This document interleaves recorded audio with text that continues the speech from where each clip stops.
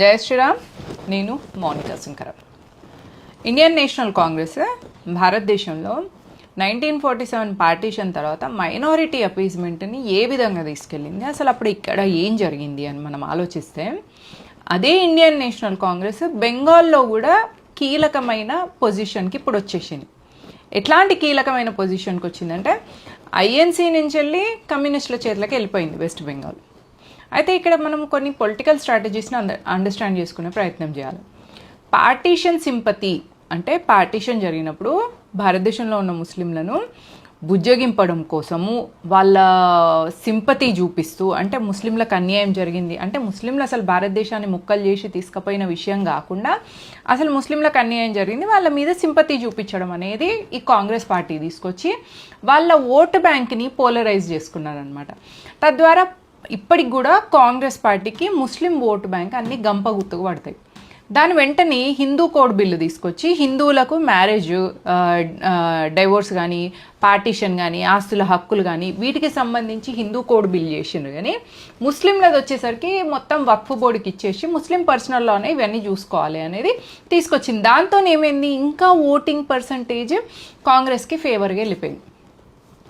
Same ఇదే strategy Mamata west బెంగాల్లో ఎట్లా చేసిందంటే, మమతా బెనర్జీ క్వాలిఫికేషన్ మనం చూస్తే ఆమె post graduation in Islamic studies.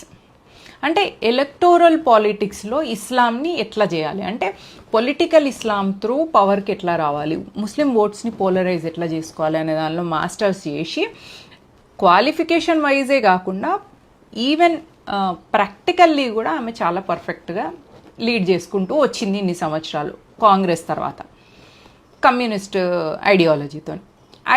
మళ్ళీ తృణమూల్ కాంగ్రెస్ అదే కాంగ్రెస్ ఐడియాలజీని తీసుకున్నది. కమ్యూనిస్టులు ఏం చేసిందంటే, ఎవరెవరైతే ముస్లింలు చేసిన క్రైమ్స్ ఉన్నాయో వాటిని వైట్ వాష్ చేస్తూ రావడం అనేది చేసింది. ఈ స్ట్రాటజీలో ఇట్లా కంటిన్యూ అవుతున్న మైనారిటీ అపీజ్మెంట్లో 19% బంగ్లాదేశ్ విడిపోయినప్పుడు వెస్ట్ బెంగాల్లో ముస్లిం పాపులేషన్ ఇప్పుడు 30 నుంచి 35కి అయిన తర్వాత వాళ్ళకి అక్కడ 3 మేజర్ పొలిటికల్ పార్టీస్ వచ్చినాయి, ముస్లిం పొలిటికల్ పార్టీస్. మొదటిది మన ఏఐఎంఐఎం, అసదుద్దీన్ ఓవైసీది. 15 నిమిషాలు సమయం ఇస్తే హిందువుల్ని ఏం చేస్తాం, లేపేస్తామా, ఏం చేస్తామా అని మాట్లాడిన ఆ చరిత్ర కలిగిన పార్టీ ఓవైసీ గ్యాంగ్. రెండోది ఇండియా సెక్యులర్ ఫ్రంట్ అని ఒక కొత్త పొలిటికల్ పార్టీ పెట్టిను. దాని ఫౌండర్ అబ్బాస్ సిద్దికి అని. ఈ అబ్బాస్ సిద్దికి అనే అతను ఏంటంటే, కోవిడ్ టైంలో 50 కోట్ల మంది హిందువులు చచ్చిపోవాలా అని ప్రే చేసిండు. అప్పుడు అది బాగా వైరల్ అయింది. నెక్స్ట్ ఈయన అయోధ్యలో అక్రమ కట్టడం, బాబర్ది ఏదైతే అక్రమ కట్టడం ఉందో ఆ అక్రమ కట్టడం పోయింది కాబట్టి మనం ఆ అక్రమ కట్టడాన్ని మళ్ళీ మనం వెస్ట్ బెంగాల్లో కట్టుకుందాము అని ఫండ్స్ రైజ్ చేస్తే బిచ్చపోళ్ళ కంటే కూడా ఒక 2-3 రూపాయలు ఎక్కువ వచ్చినాయి, అంతకంటే ఎక్కువ రాలే వీళ్ళకు. అయితే ఈ అబ్బాస్ సిద్దికి అట్లాంటి మైండ్ సెట్ ఉన్న అతను, ఈయన స్థాపించిన కొత్త పార్టీకి పేరు ఇండియన్ సెక్యులర్ ఫ్రంట్. ఇది వెస్ట్ బెంగాల్లో ఇంకొక కొత్త పార్టీ.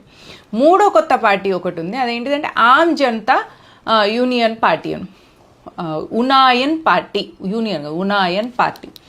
వీళ్ళు కూడా సేమ్, ఈయన కూడా హుమాయూన్ వ్యక్తి, ఈయన కూడా బాబర్ మసీద్కి చాలా ఫేవర్గా వెస్ట్ బెంగాల్లో బాబర్ పేరు మీద ఒక మసీదు కట్టుకోవాలని దానికోసం ఈయన కూడా తాపత్రయపడ్డాడు.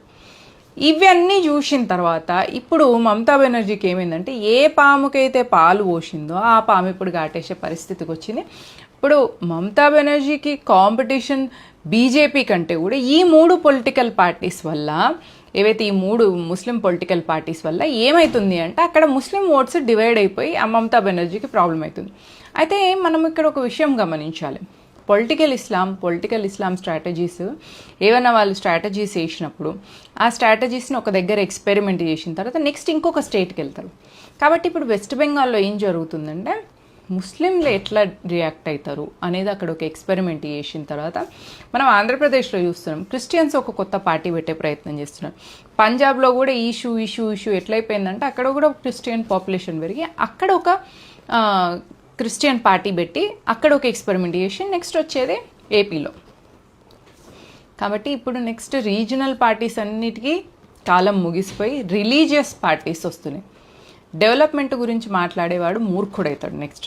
ఎందుకంటే భారతీయ జనతా పార్టీ తప్ప ఇంకెవరు డెవలప్మెంట్ గురించి ఆలోచించరు. ఇప్పుడు మన ఇంటికి ఎవరైనా వచ్చినంటే ఇల్లు మన ఇల్లు కాబట్టి మనం రెస్పాన్సిబుల్గా గెస్టులతో ఉంటూ గెస్టులు మెస్అప్ చేస్తే ఆ ఇల్లుని క్లీన్ చేసుకుంటూ ఇన్ని వేసుకుంటూ ఉండాల్సిన బాధ్యత భారతీయ జనతా పార్టీకి ఉంది. గెస్టులు ఏం చేస్తారు, ఇల్లునంతా మెస్సీ చేస్తారు, చెత్త చేసి పోతారు. ఇది సేమ్ వే ఇప్పుడు ఈ రిలీజియస్ పార్టీస్, ముస్లిం పార్టీస్ అయితే కొన్ని క్రిస్టియన్ పార్టీస్ కూడా వస్తున్నాయి, ఆల్రెడీ స్టార్ట్ అయింది కూడా. ఏపీలో కూడా మనం చూసినాం. తమిళనాడులో Vijay Joseph, he's a Christian, అది క్రిస్టియన్ పార్టీ, కానీ జోసెఫ్ అనే పేరును హైడ్ చేసుకొని సో దట్ ఓన్లీ విజయ్ అనే పేరుతో వెళ్ళడం వల్ల హిందూ ఓట్స్ వస్తాయి. తద్వారా క్రిస్టియానిటీని పొలిటికల్ లెవెల్లో కూడా కన్వర్షన్కి, పాపులేషన్ పెంచడం కోసం, ఒక క్రిస్టియన్ నేషన్ చేయడం కోసం ఫారెన్ ఫండ్స్తో కలిసి పనిచేస్తారు. జాగో హిందూ జాగో, stand with BJP, stand with Modi, stand with దేశ, స్టాండ్ విత్ ధర్మ.